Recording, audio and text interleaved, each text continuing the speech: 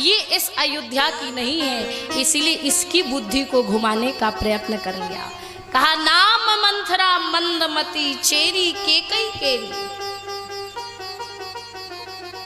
ये मंथरा की बुद्धि को घुमा दिया। चारों तरफ आनंद हो रहा था, मंथरा पहुंची। मंथरा ने पूछा कि क्यों भाई ये सब तैयारियां क्यों चल रही हैं, क्या होने वाला है? सब मंगल कलश सजा रहे हो, नाच रहे, झूम रहे, क्या तैयारी चल रही?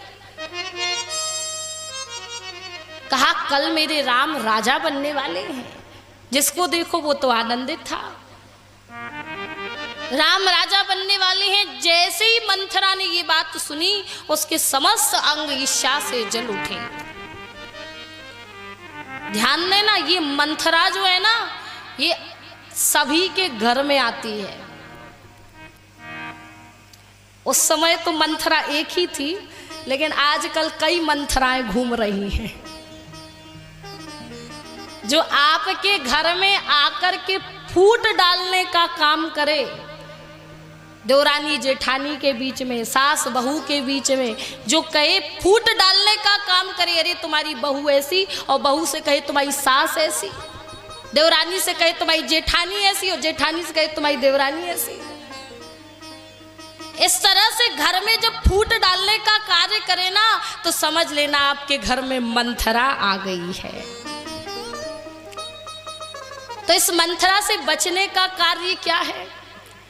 कहा यदि ये मंथरा आपके घर में आकर के सास की, जैसे बहू से सास की बुराई करे, तो वो बहू उत्तर दे कि नहीं, मेरी सास ऐसी नहीं है, मेरी सास तो मेरी माँ जैसी है। और जैसे ही ये उत्तर दिया ना, वो मंथरा तुरंत ही वापस लौट जाएगी। और वही यदि सास के कान भरने का प्रयत्न वो मंथरा करे, तो सास को ये चाहिए कि वो कहे कि नहीं, मेरी बहू ऐसी नहीं है, मेरी बहू तो मेरी बेटी जैसी है।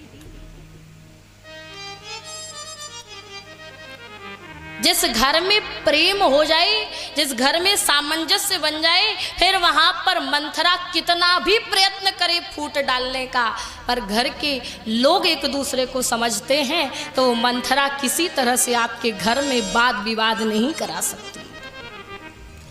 लेकिन ये मंथरा यहाँ पर अयोध्या में आ गई महाराज। ये मंथरा आज इसकी बुद्धि सरस्वती जी ने घुमा दी। घुमाने का अर्थ क्या है कि मंथरा की बुद्धि भी ऐसी नहीं थी कि वो राम जी का राज तिलक सुनकर के ईर्ष्या से जल उठे। ये तो सरस्वती जी ने उसकी बुद्धि को घुमा दिया। इसलिए राम जी का राज तिलक सुनकर के ईर्ष्या से आज पूरी भरी हुई थी। पहुंची केकई के पास। जैसे ही केकई के पास आई, तो मंथरा का इतना बड़ा मुंह फूला हुआ था। केकई ने कहा क्यों मंथरा, क्या हुआ तुझे? क्या लक्ष्मण जी ने तुझे कोई दंड दिया है? क्योंकि लक्ष्मण जी बड़े तेज थे, बोल देते थे कुछ। कहीं ऐसा तो नहीं कि लक्ष्मण जी ने तुझे कोई दंड दिया हो? इको कम करो भैया इसका थोड़ा सा। तो क्या कहा? कहा ऐसा तो नहीं कि तुझे लक्ष्मण जी ने कोई दंड दिया हो, आखिर क्या बात है? और जैसे ही कहा महाराज, तो मंथरा कहने लगी तुम तो ऐसी बात कर रही हो महारानी जैसे कि तुम्हें कुछ पता ही नहीं है। केकई ने कहा क्यों भाई, मुझे क्या नहीं पता? मंथरा कहने लगी क्या तुम्हें नहीं मालूम कि कल महाराज दशरथ राम को अयोध्या को राज्य सौंपने वाले हैं, कल राम का राज तिलक करने वाले हैं। जैसे ही केकई ने सुना कि मेरे राम राजा बनने वाले हैं, केकई इतनी प्रसन्न हुई, इतनी प्रसन्न हुई। केकई कहने लगी मंथरा तू मांग मुझसे, आज तुझे क्या चाहिए? अरे मेरा राम राजा बनने वाला है, मैं कितने समय से इंतजार कर रही थी। मैं महाराज दशरथ से कब से कह रही थी कि राम को राजगद्दी दे दो, राम का राज तिलक कर दो, राम का राज्य अभिषेक कर दो। पर महाराज कह रहे थे अभी थोड़ा समय और रुक जाओ। लेकिन आज वो शुभ समय आ गया।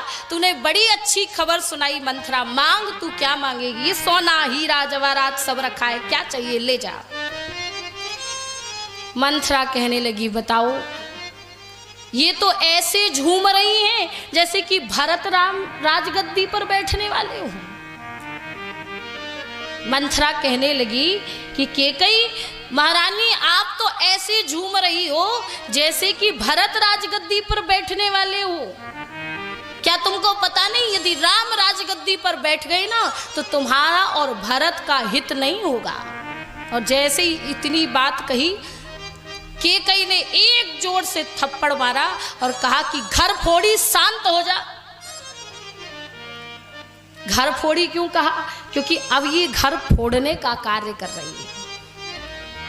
कहा घर फोड़ी, शांत हो जा। जब जोर से केकई चिल्लाई तो मंथरा चुपचाप होकर के ऐसे कपट युक्त वचन कहे कि केकई मंथरा को बोलने से रोक नहीं पाई। आज्ञा दी कि मंथरा बोल, क्या बोलने वाली है। मंथरा ने क्या कहा? मंथरा कहने लगी, महारानी मुझे क्या फर्क पड़ता है कि राम राजगद्दी पर बैठे या भरत राजगद्दी पर बैठे। ये तो आपका और भरत का जो अहित हो रहा है ना, ये मुझसे नहीं देखा जा रहा है। मैं तो कुरूप हूं, इसीलिए सब मुझे, कोई भी मुझे अच्छे से नहीं देखता, कोई भी मुझसे अच्छे से बात नहीं करता। जब मंथरा ने ऐसे वचन कहे तो केकई को मंथरा पर दया आ गई। मंथरा ने कहा, केकई ने कहा, मंथरा बोल, क्या बोलना चाहती है? तुझे मैं बोलने की छूट देती हूँ, क्या बोलना चाहती, बोल। मंथरा कहने लगी, रानी तुम्हारा हृदय ना बहुत सरल है। मंथरा क्या कह रही है? मंथरा कहती है, महारानी तुम्हारा हृदय बहुत सरल है, तुम किसी के छल कपट को नहीं पहचान पा रही हो। तुम तो राम और सीता से बड़ा प्रेम करती हो, लेकिन पहले जो प्रेम था ना, अब वो प्रेम नहीं रह गया है। राम और सीता अब पहले जैसा प्रेम उनका नहीं रहा है। ये कौशल्या जो है ना, ये तुम्हारी जड़ को उखाड़ना चाहती है। कहा राम की महतारी जो है ना कौशल्या, ये बड़ी चतुर है। मंथरा कहती है, चतुर गंभीर राम महतारी, चतुर गंभीर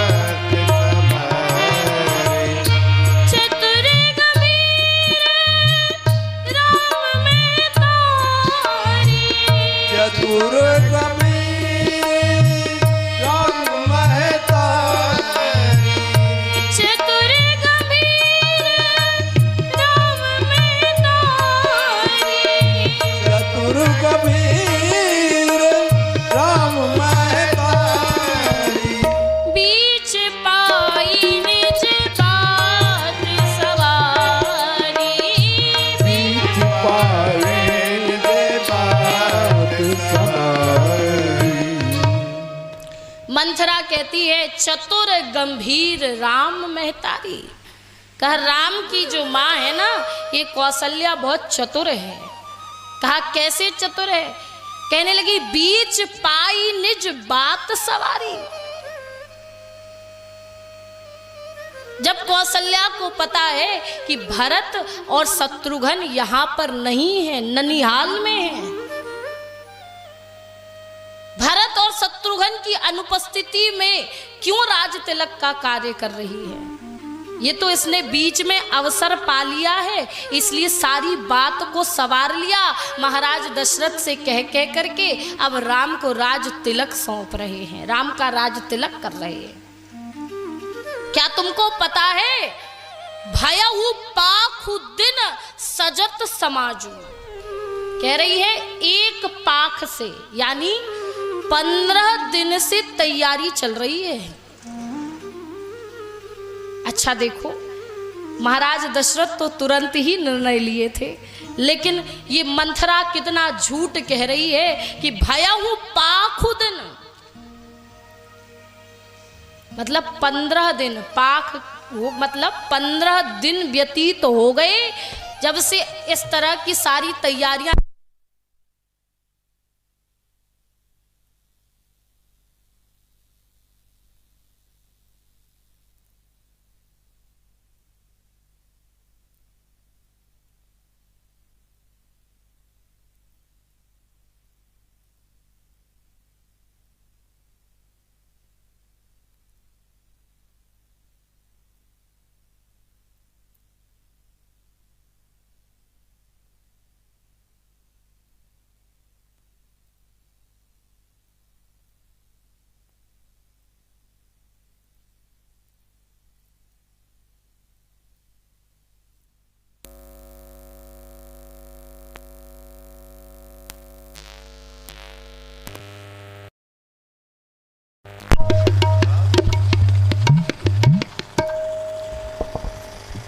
बोलिए भक्तवत्सल भगवान की जय। मंथरा कहने लगी कि भयऊ पाखुदिन सजत समाजू, 15 दिन से ये सब तैयारियां चल रही हैं और तुम्हें अभी तक कोई भी खबर नहीं है। मतलब राजा दशरथ अब तुमसे वैसा प्रेम नहीं करते जैसा पहले करते थे। पहले तो छोटी छोटी बात तुमको बताते थे और जब अब इतना बड़ा विचार कर लिया पर तुम्हें कोई भी भनक नहीं है। धीरे से केकई को भी समझ में आने लगा। केकई कहने लगी मंथरा तू बिल्कुल सही कह रही है। कहा वास्तविकता में मुझे तो किसी बात की कोई भनक ही नहीं। राजा दशरथ तो हर छोटी छोटी बात मुझसे बताते थे पर इतनी बड़ी बात आज उन्होंने मुझसे बताई ही नहीं। मंथरा कहने लगी हाँ मैं वही कह रही हूं कि अब तुम समझ रही हो धीरे धीरे मेरी बात। कहा ये कौशल्या चतुर है, ये तुम्हारी जड़ उखाड़ करके फेंक देगी। कहा यदि राम राजगद्दी पर बैठ गए ना तो समझ लेना विधाता ने तुम्हारे लिए विपत्ति का बीज बो दिया है। राम राजगद्दी पर बैठ गए तो कौशल्या तुम्हें अपने चरणों की दासी बना लेगी और भरत राम के सेवक बन जाएंगे। कहा क्या दुर्दशा होगी। इसलिए मुझे तो सारी स्थिति सोच सोच करके लग रहा है कि आगे क्या होगा। बोलिए सियावर रामचंद्र भगवान की जय। तो बारंबार मंथरा यही कहने लगी देखो केकई हम तुमको समझा रहे हैं, तुम तो अपना अच्छा बुरा नहीं समझ रही हो। अरे अपना अच्छा बुरा तो पशु भी समझ लेते हैं पर तुम अपना अच्छा बुरा देख नहीं पा रही हो। ध्यान देना यदि राम राजगद्दी पर बैठ गए तो तुम्हारी वही दुर्दशा होगी जैसे व्यक्ति दूध में से मक्खी निकाल कर फेंक देता है ना, वैसे ही तुम्हें और भरत की भी यही दुर्दशा कर देंगे। और जब मंथरा ने ऐसे ऐसे वचन कहे 100 सौतों की कहानियां बना बना करके सुनाई महाराज। केकई कुछ नहीं कह पाई। केकई धीरे धीरे धीरे धीरे करते करते मंथरा की बातों में ऐसी फंसी कि अब कहने लगी केकई की मंथरा तूने समय पर आकर के मेरी आंखें खोल दी। हाँ मैं तो सोच रही थी कि सब मुझसे बड़ा प्रेम करते हैं लेकिन अब मुझे लग रहा है कि इस अयोध्या में मेरा हित सोचने वाली तू अकेली ही है। तू मेरा हित सोचती है इसलिए मुझे बात बताने आई है। मैं समझ गई हूं मंथरा, अब तू ही बता कि मैं क्या करूं, कैसे बात बनाऊं, राम का राज तिलक कैसे रोकूं, क्योंकि अब तू मेरी हितैषी है। तुम जैसा कहोगी मैं वैसा ही करूंगी। तुरंत ही महाराज आज केकई से ये मंथरा कहने लगी। मंथरा ने कहा केकई तुम बात बनाओ कैसे। कहा कोप भवन में जाकर के बैठो, महाराज दशरथ के पास तुम्हारे 2 वरदान रखे हुए हैं, आज वो 2 वरदान मांग लो और सब प्रकार से अपना काम बना लो। और जब ये बात कही, कहा 2 वरदानों में क्या मांगूं, तो आज ये मंथरा बतला रही है। क्या कहा? दुई वरदान भूप सन थाती, मांगहूं आज जुड़ावा हूँ छाती। सिया राम जय जय राम, राम सिया राम जय जय राम। दुई वरदान भूप सन थाती, मांगहूं आज जुड़ावा हूँ छाती। राम सिया राम जय जय राम, राम सिया राम जय जय राम। हो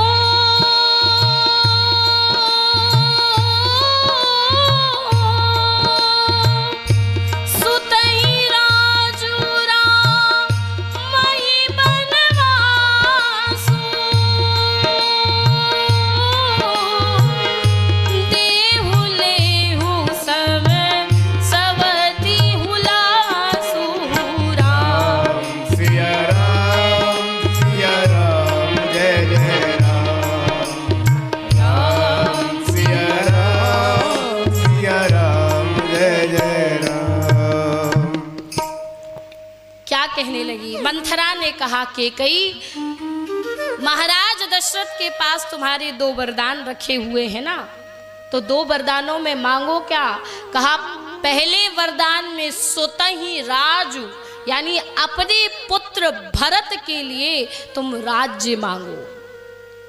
स्वतः राजू राम ही बनवासु, और राम के लिए वनवास मांगो। कहा ये 2 वरदान मांगो। राजा दशरथ देखते हैं उन्हें तो देना ही पड़ेगा, क्योंकि राजा दशरथ तो धर्म के पक्के हैं, वचन के पक्के होते हैं। लेकिन महारानी मैं तुमसे एक बात कह दूं, कोप भवन में जाकर के बैठो, पर जब तक राजा दशरथ राम की सौगंध ना खा लें तब तक तुम अपने वरदान मत कहना।